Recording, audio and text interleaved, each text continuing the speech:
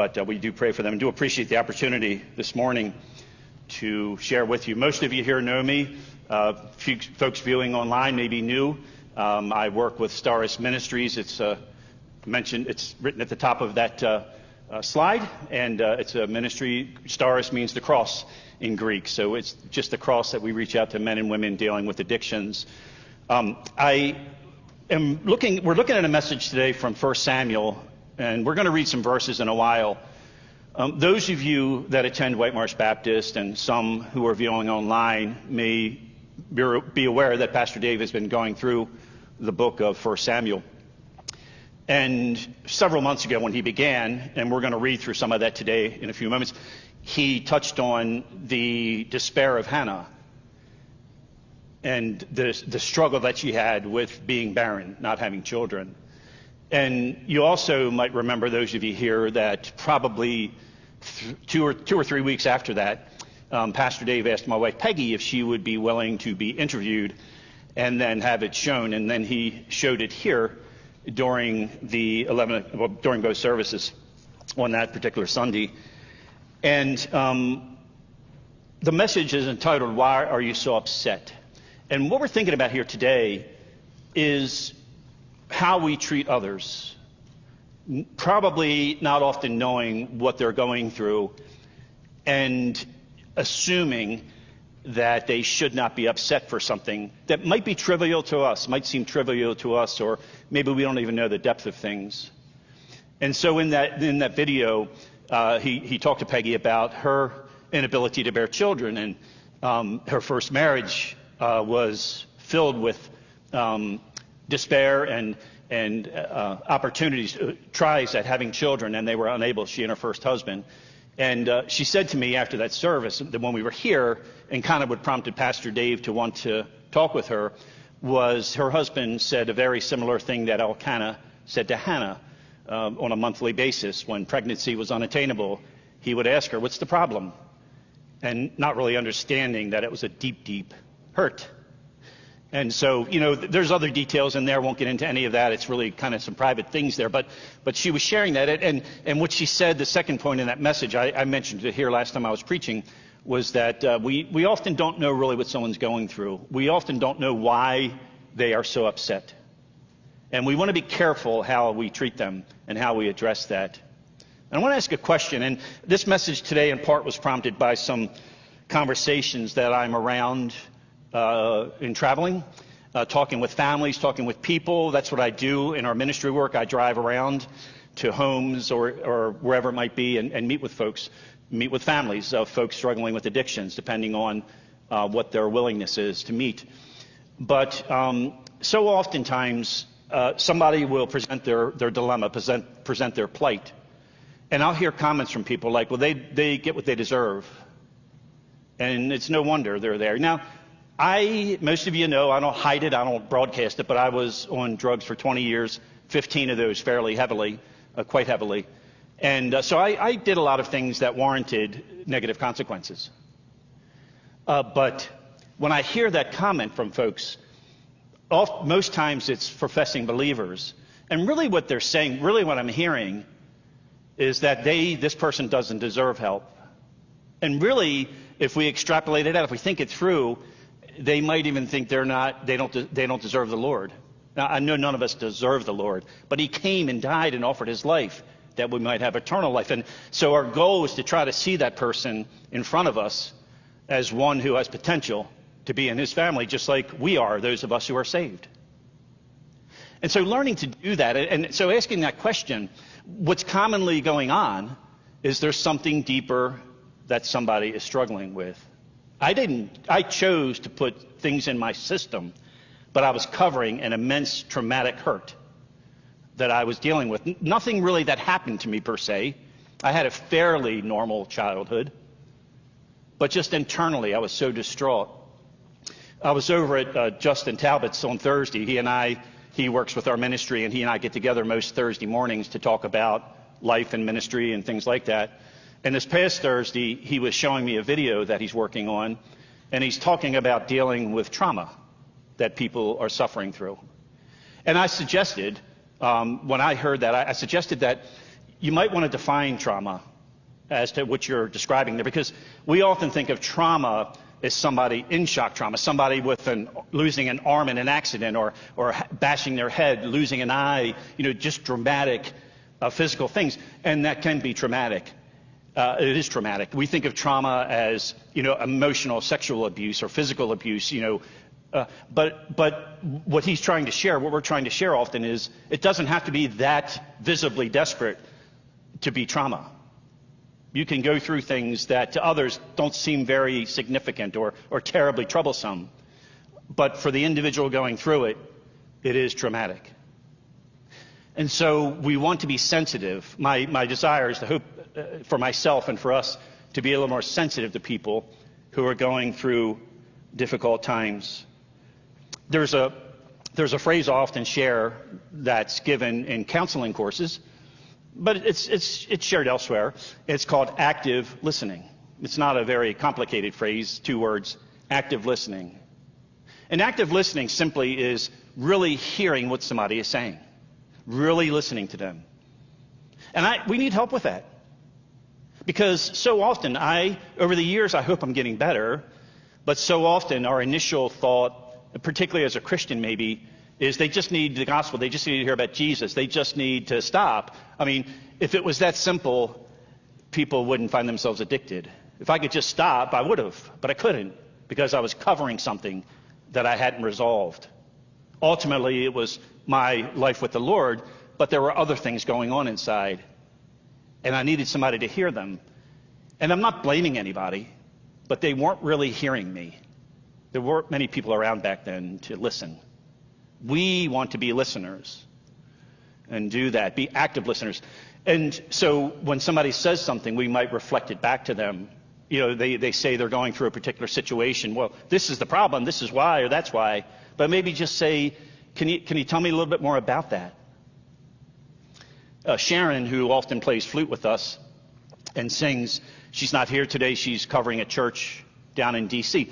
But she works for the BCMD, the Baptist Convention of Maryland, Delaware. And she is leading their devotional time tomorrow at their office. And so we talked for a bit yesterday because she wanted to share about carrying burdens. And so I've shared a message here about that. And so we talked about that some. And I mentioned to her what we were looking at today, and it really ties together. And then the description, just briefly, because I know I've shared it here before that I mentioned to her, was when we are facing someone with a burden, whatever it might be. What the Apostle Paul talks about in Galatians is what we want to do is sit before them, however the situation might be, really with a basin. Now, Sharon said a bucket, and that's fine too, just a visual in our minds, right? And let them offload their burden. And then we Paul says, carry others' burdens. We carry it to the cross of Christ, the place where it can be dealt with, because he knows much better than I do what to do.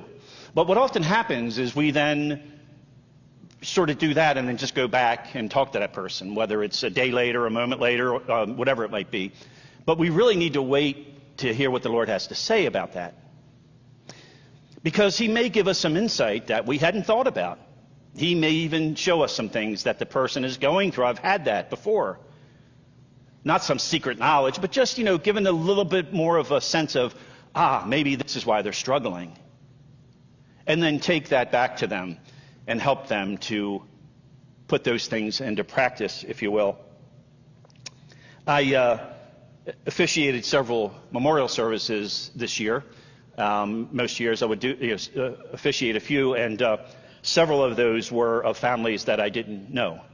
I get calls from Chemienex to cover families that don't have church connections for memorial services. And one in particular, I came to find out from talking with the family that the older lady who passed away was a believer, from best I could tell from their description of her and her ways of talking. I saw some of the literature that they had on a table, they put on display at the funeral parlor. And but there was a guy there that came up to me, and he said he was a Christian man, and that's fine. And he says, I hope you really hit him hard today. And I said, I'm not here to hit him hard. I'm here to bring some comfort to the family share the gospel as I can. Oh, you got to hit them hard here. You got to let them know, what they need to hear. And I thought, I really don't know what they need to hear. I'm here to help bring comfort to the family. And he got a little miffed at that, but whatever. But we're not, and Pastor Dave has shared those stories too. So sometimes folks think that we've got to just drill it into people what they need to do to change. And you know what? If that worked, that would be great. But it really doesn't, usually doesn't, very rarely.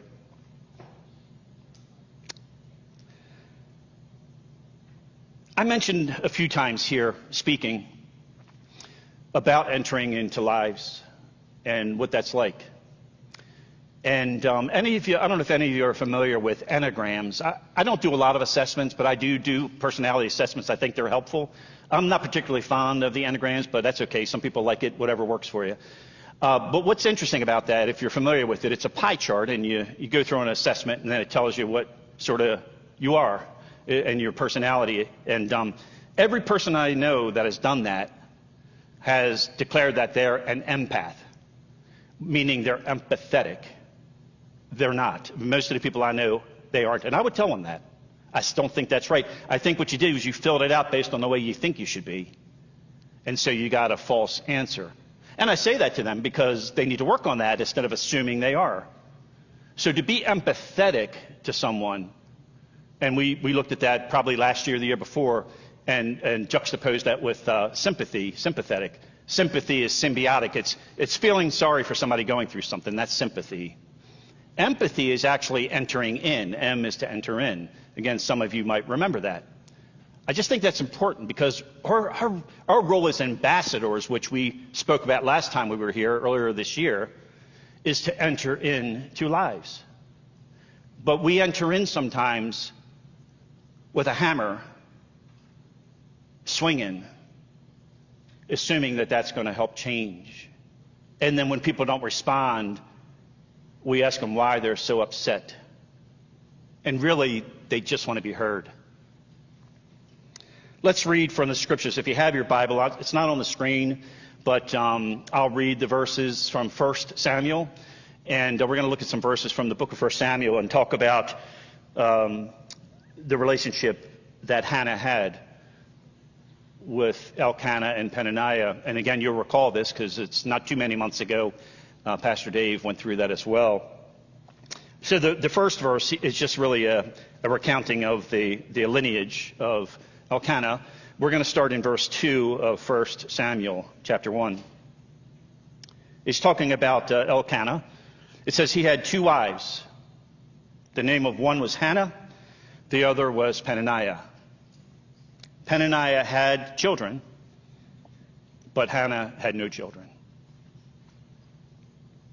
Now, this man would go up from his city yearly to worship, speaking of Elkanah, worship to the Lord of armies in Shiloh. And the two sons of Eli, the priest, Hophni and Phinehas, were priests to the Lord there. When the day came that Elkanah sacrificed, he would give portions to his wife Peninnah and to all her sons and daughters. But to Hannah he would give a double portion because he loved Hannah, but the Lord had closed her womb.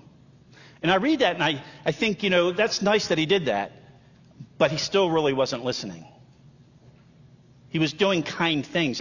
Have you ever encountered, maybe on a television show, maybe in your own family, a son or a daughter goes wayward, and the parents will say, we've given you everything. Where did we go wrong? What happened? Oftentimes we gave things but not really heard them and listened to them and developed that ability to do that very thing. It says that in verse 6, her rival, moreover, Peninnah, would provoke her bitterly to irritate her because the Lord had closed her womb. In today's parlance, we would call that bullying, making fun of her. I experienced that kind of thing in school, nothing to do with obviously with pregnancy, but because I was very shy and reserved and didn't look like everybody else. So I was severely bullied. It wasn't called it back then. It was just, you're just a kid. They just let it go, because that's all that happens. It said, verse 7, it happened year after year, as often as she went up to the house of the Lord, that she would provoke Hannah. So she wept and would not eat. Don't know if any of you have struggled with forms of depression or know anybody that has. You don't have to be depressed to not want to eat, but when you're depressed, when you're struggling, when you're despondent, you just don't want to really do anything. But there's no appetite. You just forget. I forget the psalm now. I'm drawing a blank here, but the psalm writer said he forgot to eat his bread. He just was so despondent. One of the psalms that we would read through. So she forgot to eat. Then here's verse 8. Elkanah, her husband, would say to her, Hannah, why do you weep? Why do you not eat? Why is your heart sad? Am I not better to you than 10 sons? I mentioned this morning at the early service, I'll mention again. Some of the folks I meet with, I'll be meeting with a man that has a drug addiction or something, and I'm talking with him, and as we're talking, we'll start to discover that if he's married, with a wife, we'll realize that maybe she has some things she needs to change as well. Not that she's the fault, but she certainly has some things to work on. And I say to him, I hear you, brother, but let me tell you, you're not the one to tell her. Don't go telling your wife what she needs to do to change when you're in that situation of difficult times. Aren't I good enough? What do you need other things for? It's just not the way to go about that. There's a question that I've been asked facetiously at times, but seriously at times, and it was something that I shared at a group about a while back, a few years back. Is Jesus enough? It's a hard one. On paper, yes. In salvation, eternal terms, yes. But he's given people here on earth for us to fellowship with, for us to matter to each other, for us to live life with. And so while, he is enough, we still need people to accept us, to desire to be with us, and to be willing to understand us and to listen to us, to be heard. Hannah just wanted to be heard. We go on to read in verse 9, she got up after eating and drinking in Shiloh. Now Eli the priest was sitting on the seat by the doorpost of the temple of the Lord. She, Hannah, greatly distressed, prayed to the Lord and wept bitterly. She made a vow and said, Lord of armies, if you will indeed look on the affliction of your bondservant and remember me, speaking of herself, and not forget your bondservant, but will give your bondservant a son, I will give him to the Lord all the days of his life, and a razor shall never come to his head.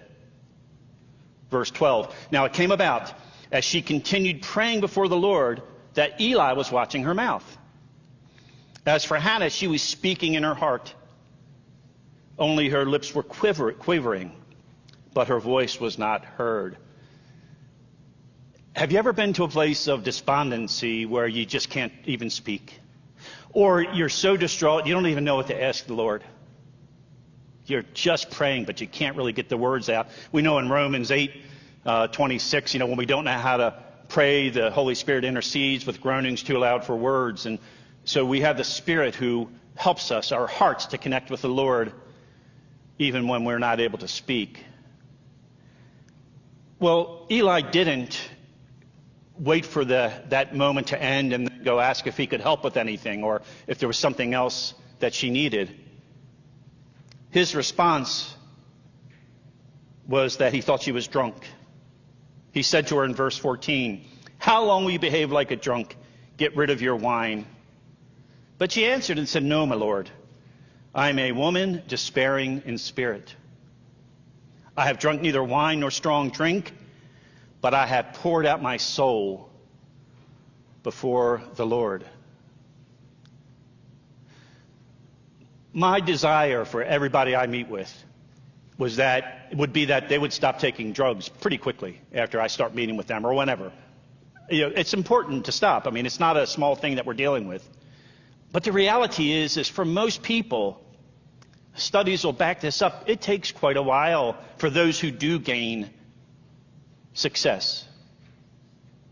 I was talking to somebody recently, and statistics on addiction treatment are very, very hard to track because people go to rehabs, they do this, they do that, and they go their way. It's really, really hard to know long term.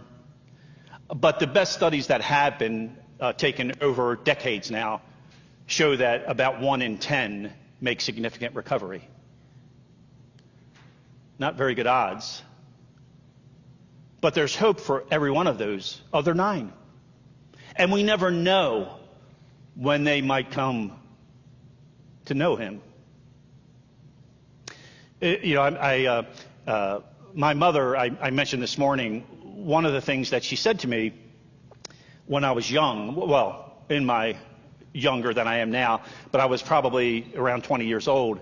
I was living at home until I was 26 and then got married, and I was really a disaster. I was working, but I was a total addicted mess. And she said to me that nobody will ever like you the way you are. And probably said that in anger, understandably. But I was talking to somebody about that as well recently. And I was talking to Justin, actually. And really what I heard was nobody will ever like you.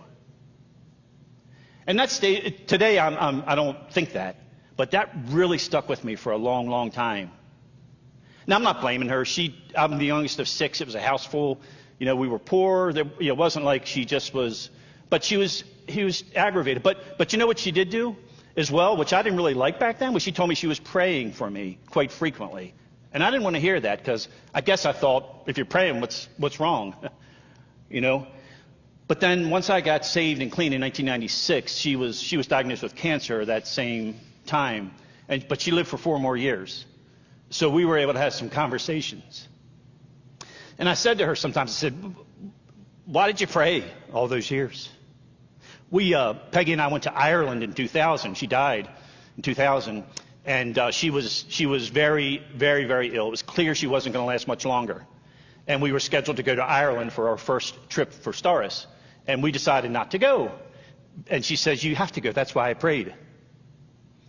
So we did. So in those 4 years, I heard her. She heard me. We were able to have a meaningful relationship. And that's not often the case. We want to be people who stimulate that, who are an embassy, if you remember our message of Ambassadors for Christ. And that requires us to listen and to pay attention and to seek the Father to know what to say back, not just ask people, why are you still getting high? Why are you still doing this? What's the problem? I'm doing everything I can for you. Well, it might be true we're doing the best we can,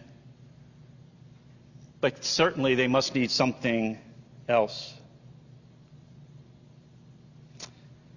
She says to him, verse 16, do not consider your bondservant a useless woman, for I have spoken until now out of my great concern and provocation. So now Eli sort of gets it, if you will. He says, verse 17, go in peace, may the God of Israel grant your requests that you have asked him. She said, let your bondservant find favor in your sight. So the woman went on her way and ate, and her face was no longer sad. She just needed to be heard. I have some more scriptures out of Acts. I'm not going to read that today. But if you recall in Acts chapter 2, when the day of Pentecost, the early disciples were accused of being drunk as well. And Peter said, no. He said, they're not. They had been filled with the Spirit. So there's people can look at ways that belie what's really going on. People can come to church on Sundays or visit you, and they can put on a face that looks like everything's okay, or they might put on a face that, like, what's really going on here? I want to urge us to be sensitive to that and be careful that we don't assume we know what they're going through, what they've been through. But we talk with them and listen and not just throw out Bible verses, cheery statements, whatever it might be. Because people are hurting at various times and they need help. And we're supposed to be the people to help them get to the one who can ultimately help them, the Lord. But just telling people They need them. Doesn't always work.